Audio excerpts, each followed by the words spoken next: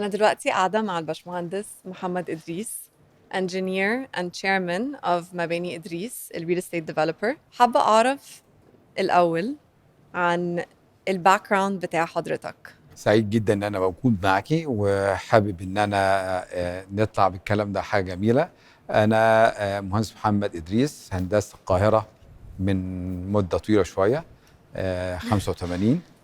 اشتغلت في موضوع الهندسه والمقاولات. والدي الله يرحمه كان مهندس برضو، وحبيت ان انا برضو مهنه الهندسه. ابتديت في موضوع الانشاءات، وبعدين من اكتر من 25 سنه ابتديت موضوع التطوير العقاري. هو استهواني اكتر من موضوع المقاولات. التطوير العقاري احنا بنعمل حياه، يعني هو مش موضوع ان احنا بننشئ مبنى جماد ما بينطقش ما بيتحركش. لا، هو الجميل من التطوير العقاري ان احنا بنعمل حاجه محتاجها المجتمع، سواء سكني او اي انشطه في التطوير العقاري. وجميل انها بتشتغل ويبقى فيها حياه. وتخيليش مثلا بتبني مثلا منشأ عماره او كومباوند، تلاقيه منور وتلاقي في ناس بتتحرك. مش عايز اقول لك ان انا مثلا كان في مشاريع بعدي عليها بالليل اتفرج على كام واحد ساكن، كام عربيه راكنه، كام نور منور. التطوير العقاري دي هي حاجه جميله. الواحد من بدايه المشروع كان بيجي مثلا يصور جنب علامه معينه كده، بدايه المشروع الارض، وبعد شويه كده بمراحل المشروع، وبعدين المشروع ما يخلص تصوريه بقى بعد. كان طبعا لسه في موبايل وبتاع، يعني كنا في كاميرا ونقعد نصور كده وبتاع. فلا، التطوير العقاري ده انشاء حياه، يعني انت بتطوري حياه. وطبعا بتبقى جايه من دراسه احتياجات اللي انت بتعمليه. مظبوط. احنا كان لنا انشطه متنوعه في التطوير العقاري على مر العمر بتاعنا، بتتنوع ما بين تطوير سكني وتجاري وحتى طبي. عملنا طبعا طبي حاجه جميله اعتز بيها، مستشفى رفيده في الشيخ زايد. وكمان وير هاوسنج، كان مخازن عملناها برضو بطريقه لطيفه. قابلنا احتياجات الشركات المالتي ناشونالز الكبيره، كان عندنا اسامي كبيره وما زلنا عندنا اسامي كبيره. عملنا الاحتياجات المظبوطه للمخازن. عندنا برضو التجاري، كان عندنا مشروع تيفلي في الشيخ زايد. مظبوط. وبعدين بنطور السنترال افنيو برضو الحمد لله، بنلبسه حاجه جديده بقى تواكب العصر بالدين، لانه بقى المده كان قديم. تنوع المنتج ده بيسعدني وبيخلي برضه دايما فيها تحدي جميل لنجاح. يعني طبعا الواحد وهو شغال دايما بيحاول يحط هدف، يحاول يسعى له ان هو يحققه، عشان يحس ان هو في تطور، في تحدي. عارف يقول لك اللي بيبقى في تحدي كده، زي ما يقول كده الجسم بيفرز حاجه صح. فيها تحدي، فانت عايز تشتغلي عشان تحققي الموضوع. دايما بنفكر إن في كل حاجة في رؤية، وفي كل حاجة في فيجن. وأنا بشوف إن حضرتك من أكتر ال real estate developers كمباني إدريس عندهم فيجن وبايونيرز في الماركت عامة. فحابة أسأل في رأي حضرتك، ليه اسم مباني إدريس معروف أكتر في مدينة 6 أكتوبر بالذات؟ لأن أفتكر إن كان في خطة وكان في طريقة معينة اتحركتوا بيها كاستراتيجي لما ابتديتوا أكيد. فالبداية كانت في مدينة شيخ زايد، وعامة المشاريع بتاعتكم مسمعة في الماركت، من سلسلة جرين من 1 ل6، مستشفى رفايدة طبعا، أصيلة هنتكلم فيه المشروع ده كتير بعدين، وأكيد طبعا المصرية warehousing services. فحابة أعرف ليه الاسم معروف أكتر في مدينة 6 أكتوبر عن بقية القاهرة أو بقية مصر؟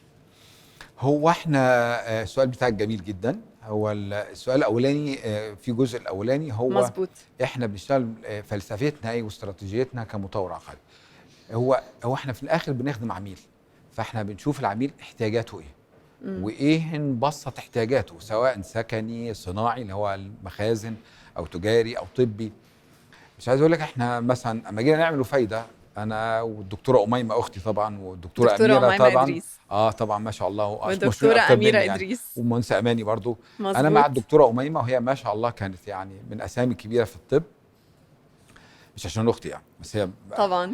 لفينا على المستشفيات كتير قوي وشفنا كل مستشفى فيها ايه الميزه والعيب.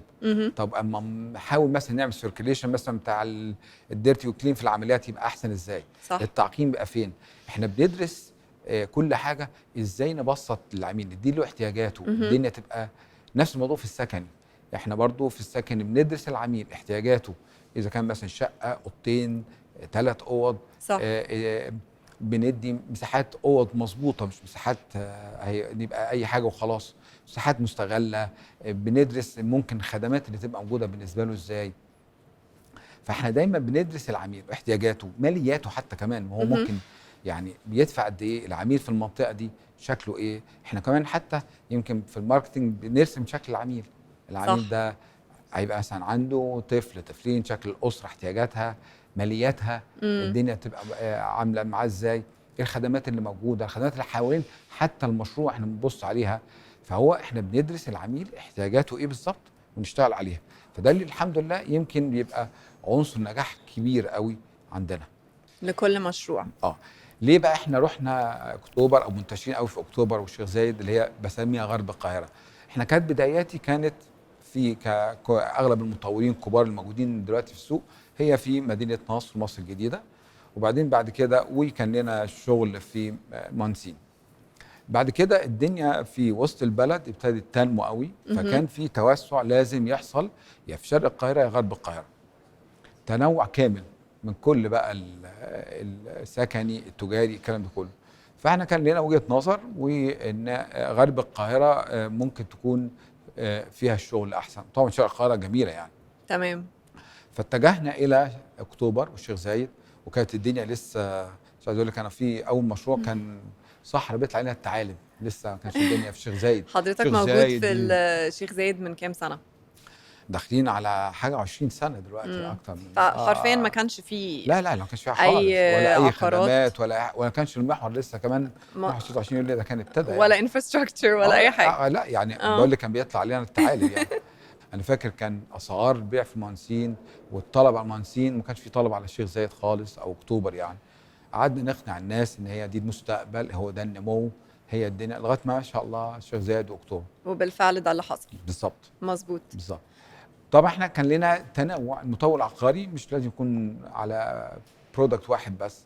صح. لا احنا بنشوف خدمات واحتياجات. هو العميل بتاعنا محتاج ايه؟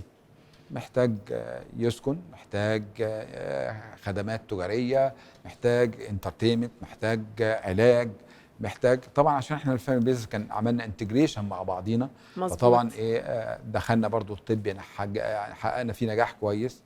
وبرضو موضوع اللي هي اللوجيستيك والمخازن والكلام ده كله. فكان تركيزنا اكتر في منطقه غرب القاهره. وحابه اتكلم مع حضرتك على الكريديبيليتي وقصه ان العميل هو اهم حاجه بالنسبه لكم في مباني ادريس فعلا، وعشان كده ما بتحبوش مثلا تعملوا false promises، تقولوا ان المشروع هيتم في كذا سنه بس ما يتسلمش في وقته. دايما بتاخدوا كل مشروع زي ما هو يبتدي ويخلص ويتسلم وبعدين المشروع اللي بعده. هل في سبب للاستراتيجي دي او للطريقه في الشغل اللي هي مش كل الريل استيت ديفلوبرز بيتبعوها؟ في ديفلوبرز كتير بيبتدوا كذا مشروع، بس انتوا اخترتوا ان انتوا تركزوا في حته الكريديبيليتي، ان العميل يبقى لويال جدا لمباني ادريس. مظبوط؟ لا هي الكريديبيليتي دي لازم تكون موجوده في البني ادم. فاحنا دي يعني دي مش دي دي, دي موجوده، مظبوط. معلش يعني مظبوط. موجوده. انا يعني بس فكل هي مش دايما بتبقى طريقه كل الديفلوبرز، بس دي حاجه مميزه في هو كل الشركة. واحد في طريقه عمله ليه فلسفته. مظبوط. في مثلا حد يفتح في شغل كتير ويقول لك ان شاء الله واحده واحده هنسلم. صح. وفي حد لا انا اخلص والتزم، وبحاول التزامنا على العميل هو راجع يعني لبعض المرجعيه لينا. خلي بالك برضو احنا كمان شغالين في صناعه او بزنس، المنتج فيه ممكن بيبقى مش في عمر اي اسره ممكن يتعمل مره واحده، بيبقى حادث مره واحده. مظبوط. السعاده في عين العميل وهو بيستلم وحدته او الحاجه بتاعته دي بتديكي احساس نجاح الفني ده جميل، النجاح انك انت وفيتي باللي انت ملتزمت بيه يعني. فده اللي بيخلينا احنا مركزين على الكريديبيليتي مع العميل، واحنا بنعتمد ان العميل هو احسن دعايه بالنسبه لنا. يعني ثقه العميل، رضا العميل، دي حاجه بالنسبه لنا مهمه. مش صح. بنعتمد على البروباجندا قوي، البروباجندا دي وبتاع، وفي ناس طبعا يعني الشركات يعني بتحب البروباجندا او الماركتنج بزياده عن امم. الموضوع، بتصرف فيه مصاريف قويه جدا. انا يعني بالطبع احنا بنعمل ماركتنج طبعا مهم قوي، بس انا بعمل جزء منه ان انا اديه للعميل ينبسط، ان هو احقق له صح. طموحاته والتزاماته اللي هو كان وكل احلامه. دي حاجه جميله قوي، دي حاجه يعني تسعدنا جدا يعني. فعلا. لا، هي حاجة جميلة، وبتاخدني للسؤال اللي جاي عن أسيوط دلوقتي. من ضمن الفيجن ومن ضمن البايونيرنج استراتيجي بتاعت مباني إدريس إنه أنتوا أول ديفلوبر عملتوا كومباوند في أسيوط اللي هو كومباوند أصايلة. وده كان كانت أنا شخصيا بشوفها يعني move very brave أو شجاعة جدا في الريل استيت ماركت. فحابة أعرف الريسيرش اللي دخل في الموضوع ده، تفكير حضرتك، ليه اخترتوا أسيوط، وتدي الأودينس فكرة أكتر عن الماركت والكلاينت في أسيوط شكلهم عامل إزاي، لأن أفتكر إن مش ناس كتير فاهمين الماركت ده كويس. طبعا سؤالك ده بيسعدني جدا، لانك انت بتكلميني على قصه نجاح انا بفتخر بها وسعيد بيها. يعني دايما تلاقي ايه في عمر المهني لاي حد في نقط منوره جميله يعني. مع ان فانا اسيوط بالنسبه لي كان التحدي طبعا كان مم. يعني كانت هيئه المجتمعات العمرانيه طالبه ان المطورين يطلعوا لصعيد مصر. فاحنا اتخذنا التحدي ده ان احنا نروح. انا مش من صعيد مصر، يعني طبعا افتخر لو كنت طبعا من صعيد مصر يعني. فاحنا عملنا بحث تسويقيه، مهم. احسن حته ايه، فين الكثافه، فين الطلب. خلي بالك احنا دايما المطور بيدور على الفرص النمو فين اكتر، مظبوط. عدد السكان اكتر، شكل الوحدات ايه المعروضه، طبيعه العميل، ثقافته، محتاج ايه. مهم. فاحنا نزلنا، ونزلت انا بنفسي بصيت على فين، فلقينا ان هي اسيوط. كان في تحدي جميل قوي. اسيوط كبلد قديمه ليها امتداد غرب وشرق. مظبوط. هو اسيوط الجديده وحاجه مدينه تانية اسمها الهضبه جنب المطار. فكان توجيه الناس كلها رايحين دي، وفي بعض المطورين راحت ناحيه الهضبه. انا كان اصراري ناحيه اسيوط الجديده. فحتى أسيوط قالوا لي الجديدة اسيوط بالذات. الجديده مم. اللي هو التوسع من ناحيه شرق الاسيوط يعني. فكان توجهي ان هناك لا، حسيت بيها لا، هي دي النمو. الناس قالت لا دي قديمه ما قامتش، ده مش عارف ايه. مم. لا انا كان احساسي ان احنا فنروحنا، وبعد ابحاثنا التسويقيه طب شكل المنتج ايه، نبتدي بفيلا بشقه. قلنا لا هنبتدي بفيلا، لا الناس قالوا لي لا ده انت مش هتبيع حاجه. ابتدينا عملنا لونش المشروع، جت الازمه بتاعت الكورونا، صح. الدنيا كانت نامت قوي. قلت لما رحت هناك قلت بعد الكورونا والدنيا نايمه كده، قلت يا نهار ابيض، أنا باين عليا جيت غلط. بس أنا وقعت الشاطر صعبه. لا، بس أنا حابة حضرتك تتكلم أكتر عن إن رحت بنفسك اه لا لازم اروح وتعرفت بنفسي. على أهل أسيوط اه طبعا. هناك انا وبنيتوا هكمل لك، لا علاقة. انا هكمل لك. انا رحت اه. اتعرفت على الناس اهل اسيوط، صاحبتهم، لان هم برضو انا مش من هناك. صح. فهو بيسالوا عليا طبعا في القاهره، الشركه اخبارها ايه، مشاريعها ايه. بس برضو متوجسين خيفه، ايه اللي ساب القاهره وجاي هنا ليه يعني. وفي نفس الوقت بتقدم لهم برودكت جديد خالص، بالظبط. كومباوند، بالظبط. بالظبط. وده ما كانش موجود. موجود، كان في شركه بتحاول الصراحه، بس يعني ما كانتش موفقه قوي. اوكي. كان في الناحيه الثانيه اللي هي منطقه الهضبه يعني. اوكي. فاتعرفت على الناس، ابتديت مش عايز اقول لك اشوف هم الشقق اللي ساكنين فيها شكلها ايه، بيفرشوها ازاي، بيشطبوها ازاي، عنده عربيه مش عنده عربيه، بيجرش عربيه فين، مدخله عامل ازاي، لو عنده حد بيساعده في البيت خدماتهم ايه، الكلام ده كله. يعني كانت الاول الناس مش مقتنعه، قعدنا نفهمهم كذا مره، عملنا لهم كذا كامبين بنوضح اكتر، خلصنا موكب.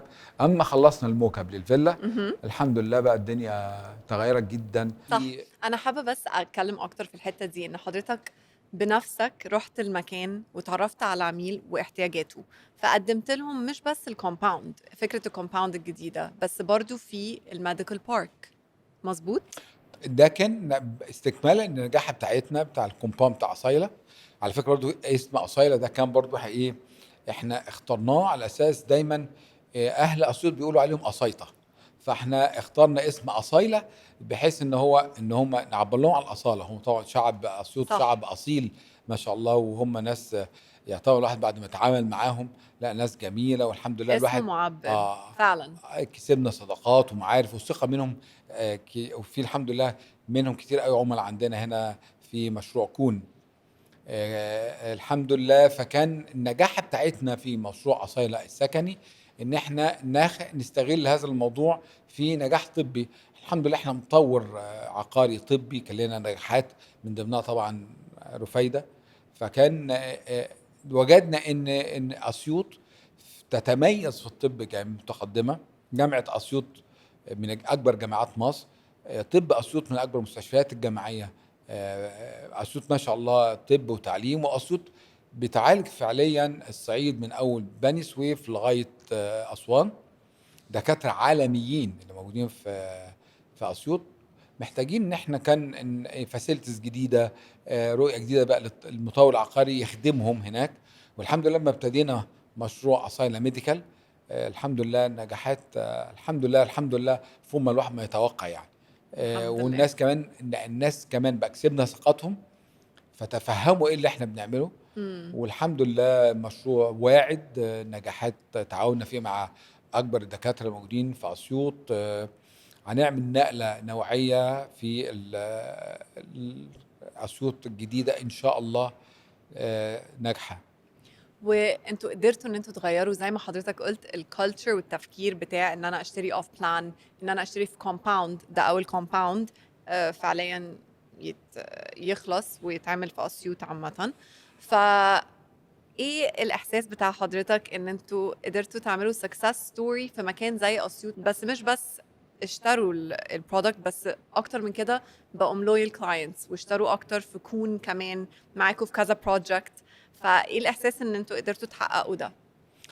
والله انا مش عايز اقول لك مدى سعادتي. هي من نقط زي قلت لك النقط المضيئه في تاريخ الشركه هو دخول سوق جديد اللي هو اسيوط الجديده، والنجاح اللي الحمد لله حققناه في اصيله.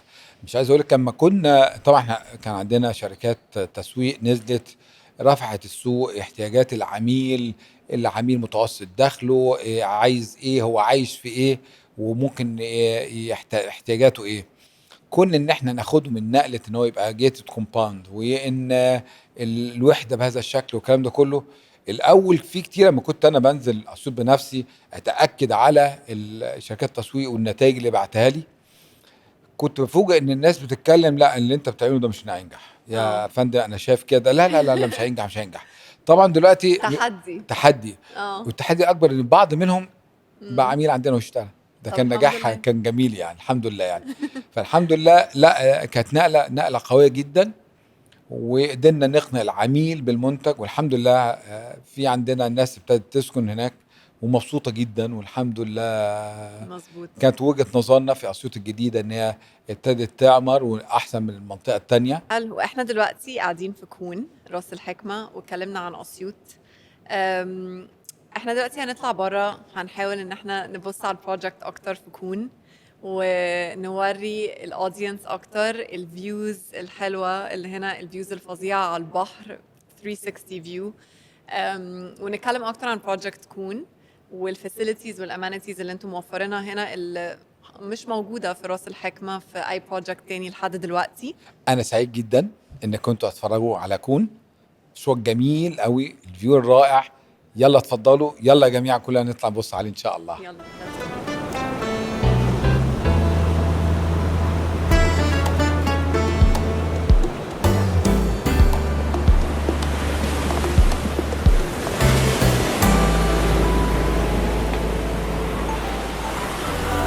من زمان عايش بعقل وقلب رافض فتح بابه، سبب مخاوفه كان اللي شايفه من الحب ومن صحابه. لكن انت ازاي في لحظة خطفت قلبي؟ قولي ليه؟ علشان عرفت اسرار مشاعر ده قلبه مادد ايديه. من زمان عايش بعقل وقلب رافض فتح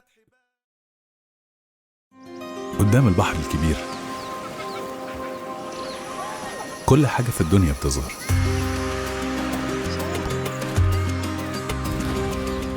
بنشوف العالم كله بتاعنا، بنحس إن مفيش في الدنيا غيرنا، وكل ما نقرب للبحر أكتر طلعني بقى يا احمد، طلعني. الله، بنوصل للطفل اللي جوانا. في كون راس الحكمة طلع الطفل اللي جواك. دلوقتي في المرحلة الجديدة سي فيو كوندوز هتقرب من البحر أكتر، ومن مكانك هتشوف البحر واللاجون. كون راس الحكمة، الساحل على حياته، من مباني إدريس. اتكلمنا كتير عن رؤية مباني إدريس، واتكلمنا عن أسيوط وعن مدينة 6 أكتوبر والبروجكتس اللي موجودة زي جرين من 1 ل6، مستشفى رفايدة، والبروجكت التانية بتاعت مباني إدريس. احنا دلوقتي قاعدين في كون راس الحكمة، وعايزة أتكلم عن اسم كون. ليه اخترتوه؟ لأن أنا حاسة إن الاسم نفسه بيدي فكرة عن الكونسبت بتاع المكان، الساحل القديم، الساحل الطيب زي ما بيتكلموا عليه في السوشيال ميديا.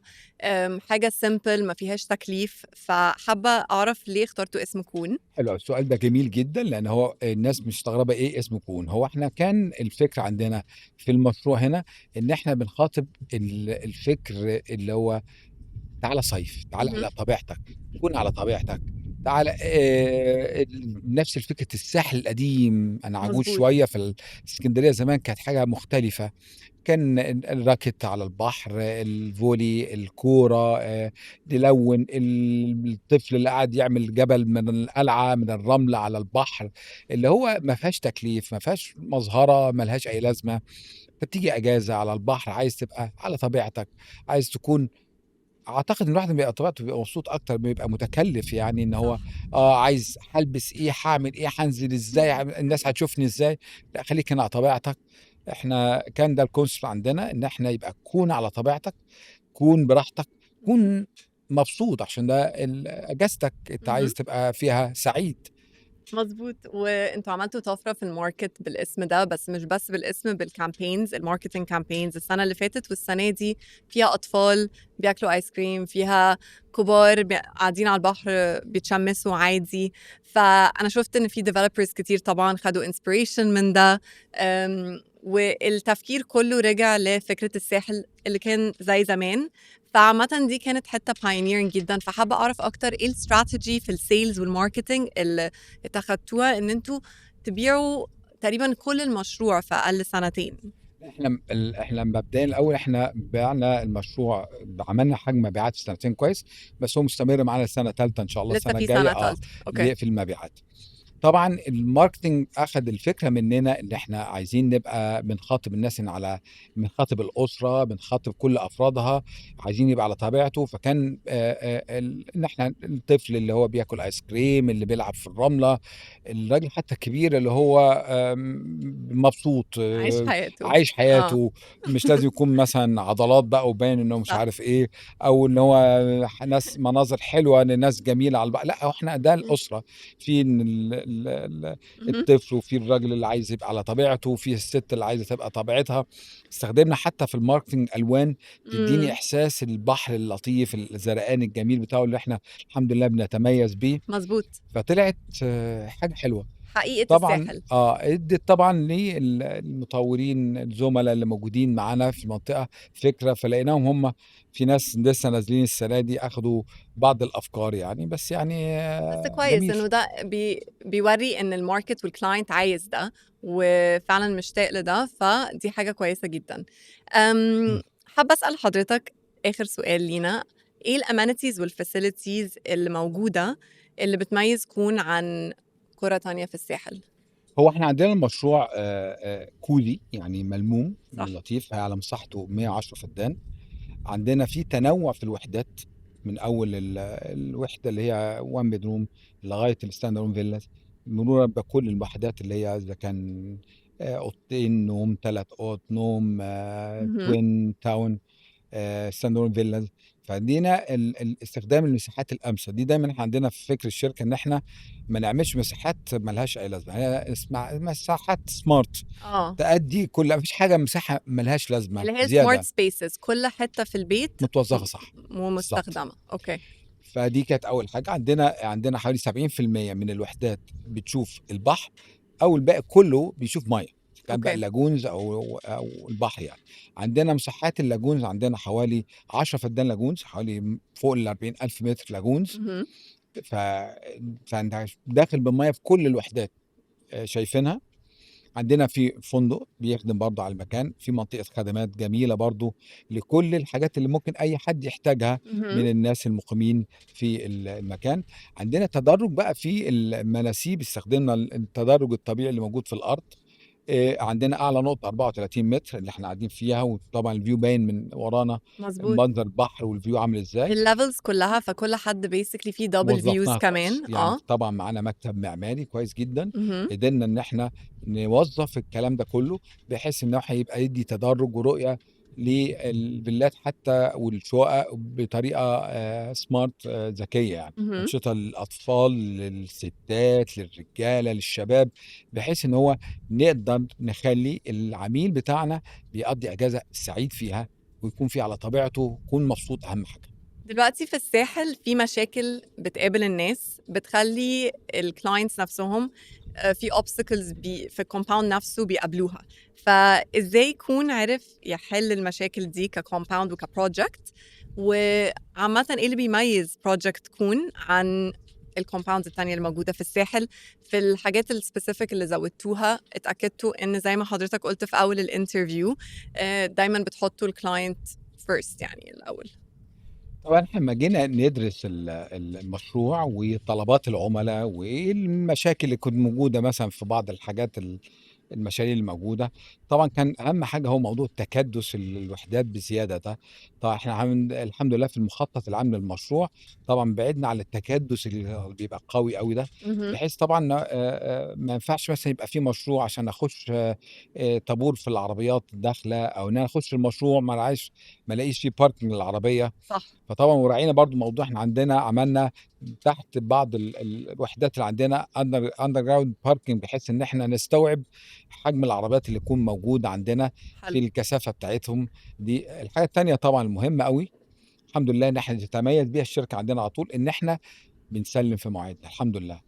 ودي برضو اللي احنا بنحاول نحافظ عليها، وان شاء الله بنحافظ عليها. احنا المشروع ان شاء الله هيتسلم بالترتيب اللي احنا متفق عليه في مواعيده، ودي حاجه الحمد لله بنتميز بيها، ودي من الاهداف المهمه قوي ان احنا بنحاول نحافظ عليها ان شاء الله. كمان حابب اوضح ليك ان احنا برضو في دراستنا للمشروع ان احنا بصينا على الخدمات اللي ممكن يحتاجها العميل بصفه مهم. عامه. كمان احنا برضو عندنا منطقه ملاعب فيها كل الرياضات اللي مهم. متاح ان هي تبقى موجوده على البحر. بادل، عندنا مساحات للأطفال، عندنا ملاعب كورة، بحيث إن كل الرياضات تبقى موجودة. اللي عنده عايز يمارس الرياضة، جيم طبعا موجود، كل الخدمات الجميلة اللي هي تخلي الناس سعيدة ومبسوطة في المكان. حلوة قوي. ودلوقتي آخر سؤال لحضرتك، ايه الفيوتشر بلانز بتاعت مباني إدريس في المستقبل؟ ايه اللي جاي ان شاء الله؟ اللي جاي هو إن احنا نكمل برضو مشاريع إن شاء الله نتمنى إنها تكون ناجحة، ان شاء الله مدروسه كويس. عندنا شغل ان شاء الله في برضه في القاهره، في غرب القاهره، في اكتوبر ومنطقه امتداد الشيخ زايد. مهم. عندنا مشروع ان شاء الله هيطلع قريب، وفي مشاريع تانية بندرسها في اكتوبر ومدينه سفنكس. عندنا برضه مشاريع في اسيوط، امتداد للنجاحات الحمد لله اللي حققناها هناك. وان شاء الله الخطوه الجديده ان شاء الله عندنا ان احنا نروح شرق القاهره ان شاء الله بمشروع جديد ان شاء الله يحقق برضو نجاح الناحيه الثانيه، ويحقق برضو نجاح تحدي بالنسبه لنا ان احنا نروح الناحيه الثانيه وننجح برضو زي ما نجحنا، توفيق من ربنا في كل حته. مظبوط، عشان اسم مباني إدريس ما يبقاش بس في 6 أكتوبر، برضو الناحية التانية وفي الساحل إن شاء الله، ان وطبعا في شاء الله أسيوط. ان شاء الله. شكرا لحضرتك. Thank you so much. اشكرك. ميرسي. ميرسي.